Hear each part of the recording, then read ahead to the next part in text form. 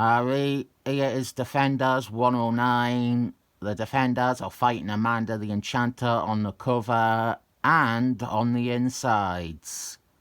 This is the revenge issue. Velcro is going to get her revenge on Amanda the Enchanter. I like Amanda the Enchanter, so I am upset that she is going to get hurt in this one. This comes after some admin and continuity cleanup with Velcro. Velcro's origin and human host, they have both been resolved after years of either ignoring it or making it worse.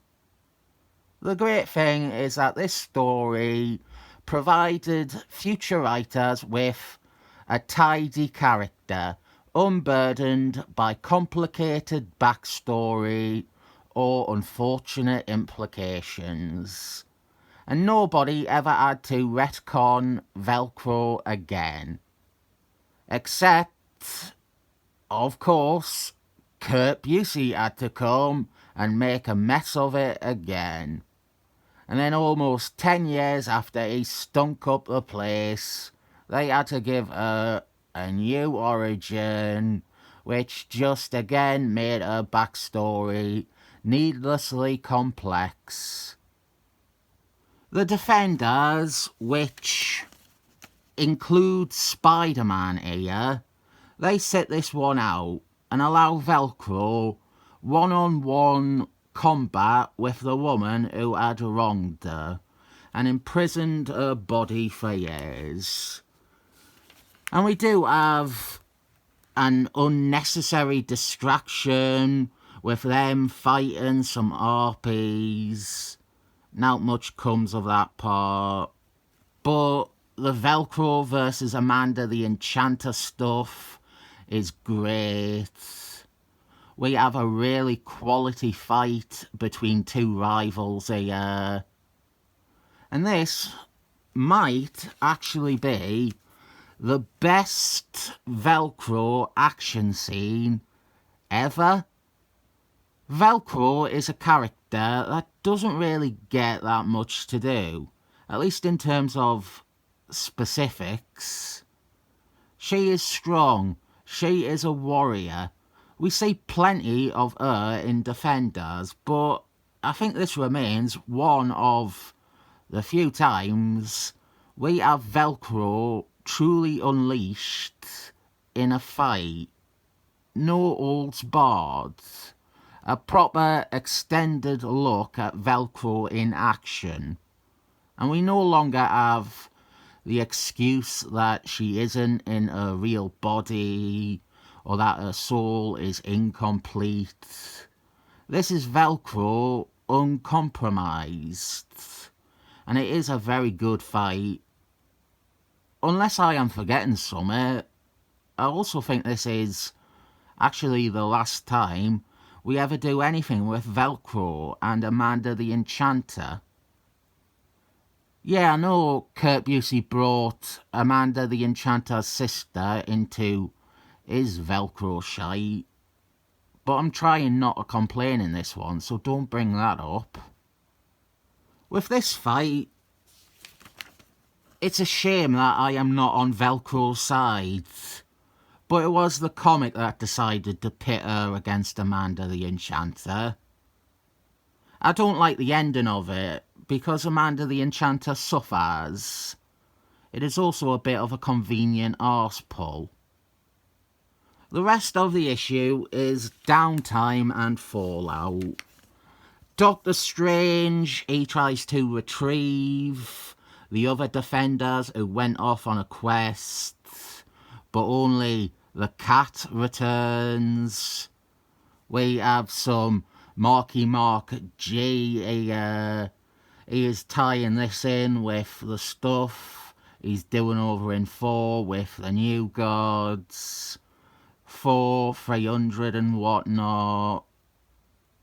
He and Jim DeMatteis are trying and not succeeding at excusing Sir Anthony Hopkins for being a dick in ignoring Velcro's torture and agony at the hands of Amanda the Enchanter.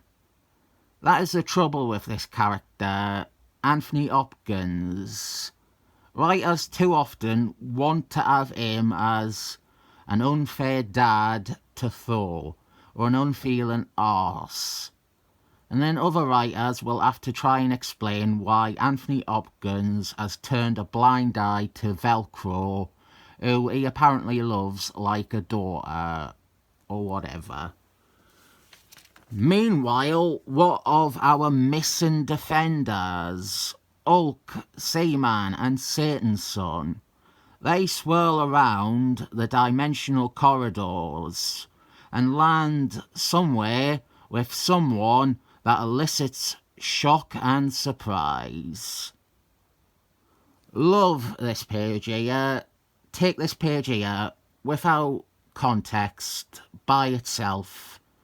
It is a perfect representation of what Defenders as a comic is to me. I'll tell you what, take this page, run it as a house ad. It's perfect. We start moving our pieces around. Smurf wants to spend some time with his girlfriend, Vera. Doctor Strange goes in search of their missing comrades. Spider-Man leaves to clear his head by swinging around town, but Etrigan the Demon asks if he can join him. Sounds to me like they are going to have a Marvel team-up of some kind. Oh, I don't like this. I don't like that I have had to use several scans in this. Digital copies of some of these comics are not available. The main thing, though, is the cat. We are having to reflect on a lot of recent developments, and I do mean a lot. Her mother died. Her mother sold her to Satan. Her father might be Satan. She is in love with Satan's son. Satan's son might be her brother. Her ex-husband recently tried to kill her. Her best friend Velcro just died. Her best friend Velcro was just reborn. Her other friend Batman just died. Her housekeeper was viciously attacked by an evil demon. And then she herself was recently transformed into an evil demon. This is all to have her take a leave of absence from the team for a while. Few things on this page I want to acknowledge. It is nice to see the cat mention Rachel McAdams as one of her best friends.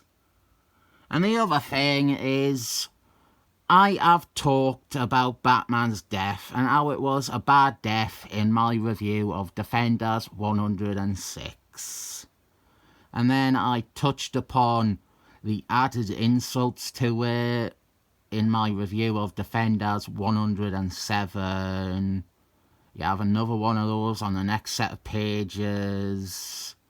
But here we have one of the few bits that finally pays some respect to Batman and his passing.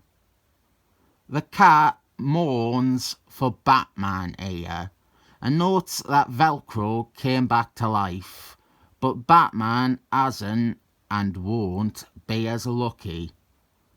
It's nice, and the cat is the right character to do this with. She is one of the book's title stars and arguably the heart of the team. But the thing is, Batman is alive. I will not keep going on rants about Batman's death and this fake out here, because I would be doing it every issue, more or less. They keep piling on these insults. What we have here, though, is our hook for the next big mega story in Defenders, which guest stars the Justice League and some of the Avengers. When we reach the end of that, if we ever reach the end of that, I will renew my points about Batman's death with regards to all this stuff they do to diminish and devalue it. I do quite like this design for him, though. With everything said, this isn't a bad issue. We have the fight with Amanda the Enchanter, which, in all honesty, could have been given a few more pages, but nearly everything we have here has some purpose or meaning. I wonder what Spider-Man and Etrigan will get up to, though. Those wacky comic book characters, I bet they get up to something wacky. They'll probably go to the wacky shop and buy a quarter-pounder of wacky. This one wasn't that wacky, so I'll give it a 7-thumbed life.